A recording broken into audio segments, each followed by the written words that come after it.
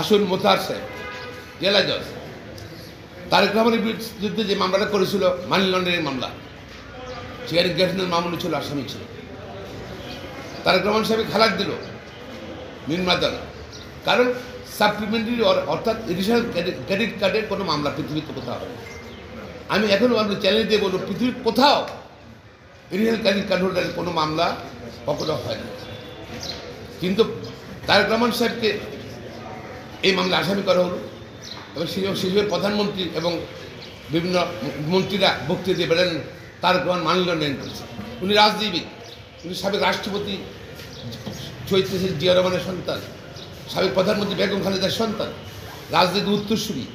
তাকে জনসমক্ষে হ্যাঁ প্রতিপন্ন করার জন্য মানি লন্ডারিংয়ের মতন একদম জঘন্য অপরাধে তাকে জড়িত করা হলো এবং মোতাহার হোসেন সাহেব সাক্ষী প্রমাণ নিয়ে জেলা জজ তাকে খালাস দিয়ে দিল। খালাস কেন দিল? যে দুদক তাকে গ্রেপ্তার করতে চায়, পুলিশ তাকে গ্রেপ্তার করতে চায়। সে ভদ্র জেলা জজ চলে গেলেন, বিদেশ পালিয়ে চলে গেলেন এবং তার স্ত্রী মারা গেছে, সে দেশে আসতে পারেনি, এখনও সে বিদেশে আছে। এবং তাকে যে যারা জড়িত ছিল তাকে এই বিদেশে পাঠানোর ব্যাপারে এবং এই মিথ্যা মামলা তারেক রহমান সাহেবের বিরুদ্ধে দুদক, তারপর মুসলমান কাজল সাহেব, দুদকের পিপি খোরশেদ আলম সাহেব, এরা এদের ভূমিকা কী, তারপর আনিসুল হক সাহেব ভূমিকা কী ছিল, বিকাশ চন্দ্রের ভূমিকা কী ছিল, জয়েন্ট সেক্রেটারি, এইসব ব্যাপারে আমার মনে তদন্ত উচিত। তদন্ত দাবি করছি। মোতাহার হোসেন সাহেবকে তাকে দেশে ফিরে আনার জন্য ব্যবস্থা গ্রহণ করার জন্য সরকারের দাবি জানাচ্ছি। পাশাপাশি আসেন এই মোশাররফ হোসেন সাহেব এবং খুরশেদ আলম, তারা ছিল সরকারের আজ্ঞাবহ দুদকের আইনজীবী। আমার মনে আছে আমরা যখন যেতাম ট্রায়াল কোর্টে, মোশাররফ কাজল সাহেব আগে তার সঙ্গে দেখা করতো, পরে তার সঙ্গে দেখা করতো এবং মন্ত্রণালয় ঠিক করে দিত, মন্ত্রী ঠিক করে দিত, সরকার প্রধান ঠিক করে দিত বেগম খালেদার মামলা পদে ডেট পড়তো, পদে কী সাজা হবে। আমি যে এক্সাম্পল দেখাচ্ছি আপনার নিকট, আমি রেপোর্টটা করে শোনাবো।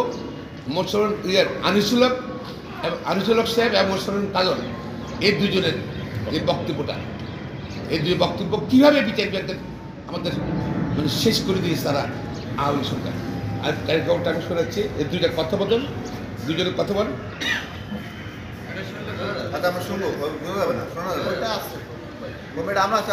এই দেখেন এই কথোপকথন, ওদের সমন্বয়, হ্যাঁ আমি দেখাচ্ছি না। এই যে খালেদা মামলার রায় নিয়ে আনিসুল হক এবং দুদকের আইনজীবী মোশাররফ কাজলের আলোচনা এবং বিচারককে কী বলতে হবে তিনি সেখানে দিচ্ছে, বিচারকের সঙ্গে দেখা করে মোশাররফ কাজল কী বলতে হবে সেটা আনিসুল হক ঠিক করে দিচ্ছে। এই হলো বেগম খালেদার বিরুদ্ধে কী বলে ওই যে কি এতিমের টাকার মামলা, দেখেন কীভাবে তারা সাজা দিয়েছে, কীভাবে দুজন দুদক সরকার, আইনমন্ত্রী, দুদকের আইনজীবী এবং আপনার আইনশৃঙ্খলা বাহিনী সবাই একা হয়েছে। হ্যাঁ, এই হলো অবস্থা। আমি মনে করি আজকে সার্বিক যে বিচার বিভাগ সংস্কার সুপারিশ করলে হবে না, বিচার বিভাগে কী কী অধপতন তারা ঘটেছে, কেউ ইন্টারফেয়ার করেছে জুডিশিয়ারি এক্সিকিউটিভটা, কেউ সরকার থেকে দুদক একটা ফরমাইশি সংস্থা হিসেবে দায়িত্ব পালন করেছে এবং সেই দুদকের অবস্থান কি বর্তমান নতুন দুদকের চেয়ারম্যান হয়েছেন, কমিশনার হয়েছেন, তাদের অবস্থান কি আগের মধ্যে হবে? আগে তারা মেরুদণ্ড শক্ত করে তারা রাষ্ট্রীয় একটা প্রতীক হিসেবে দুর্নীতি দমনে তারা ভূমিকা রাখবে, সেটাও জাতি তাদের থেকে স্পষ্ট জানতে চায়। আমরা চাই না সারা পৃথিবীতেই, কিন্তু আমরা চাই না এরকম রিপিটেশন আর হোক।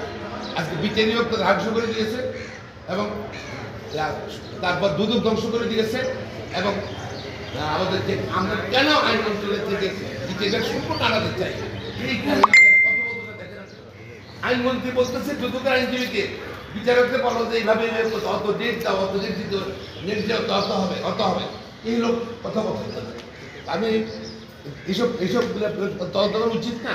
জাতি জানতে চায় বেগম খালেদাকে আজকে অসুস্থ, আজকে ওদেরকে দীর্ঘদিন একটা মিথ্যা হামলায় জেলে রেখেছে, সুস্থ বেগম খালেদা জেলে ঢুকেছে আর সরকার অসুস্থ করে তাদের হুইল চেয়ারে বেরিয়ে আসছে। এই মিথ্যা হামলায়। আমরা একটা বিষয় জানতে চাই, আমি মনে করি এই সংস্কার কমিশনের মধ্যে এইসব সবই আসা উচিত। প্রিএমবেলে কী কারণে সংস্কার দরকার আমার, শুধু এই এখনকার একটা সুপারিশ করলাম, মেয়ের সুপারিশ, সিম্পল সুপারিশ করলাম, নো, আমরা কি কি কি ইন্টারফেয়ার করছি, এক্সাম্পলে থাকা উচিত। তারপর যে প্রিএমবেল যে কোনো সংস্কারে এখন যা সংশোধন হচ্ছে, সংস্কারের চলমান আছে, সংস্কারে প্রিএমবেলগুলো থাকতে হবে কী কী সিচুয়েশনে এটা হয়েছে। যেমন গুম কমিশন, সেখানেও কিন্তু কেন গুম, কীভাবে গুম হয়েছে, তারা ধরুন তাদের কিন্তু ব্যবস্থা গ্রহণ করতে হবে। তারপর নির্বাচন কমিশন, সেখানেও একই অবস্থা গ্রহণ করতে হবে, ব্যবস্থা গ্রহণ করতে হবে। তারপর আপনি সংস্কার কথা বলবেন না, আপনি তো মেয়ের সুপারিশ করতে হবে না। আমি যেটা চাচ্ছি, সাবেক প্রধানমন্ত্রী বিচারপতি এসকে সিনহা এবং মোতাহার হোসেন সাহেবের তাদের বিরুদ্ধে মিথ্যা মামলা করা হয়েছে, সেগুলার ব্যাপারে তদন্ত হওয়া উচিত।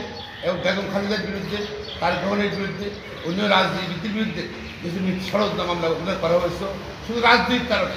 সে ব্যাপারে আমার মনে হয় তদন্ত করে যেসব পুলিশ, যেসব দুদকে যেসব আইন ছিল, ইনভেস্টিগেশন অফিসার, দুদকের চেয়ারম্যান ছিল, কমিশন ছিল, তাদের ব্যাপারে ব্যবস্থা করতে চাই। আপনি কিন্তু আমার প্রশ্নের উত্তর দেননি। দিব কি দিব না দিব সেটা কিন্তু সুপ্রিম কোর্টে ব্যবহার করে তার কিন্তু অর্ডার দিয়েছে। সরকার তো একদিন অর্ডার দিতে পারবে না, পারবো না।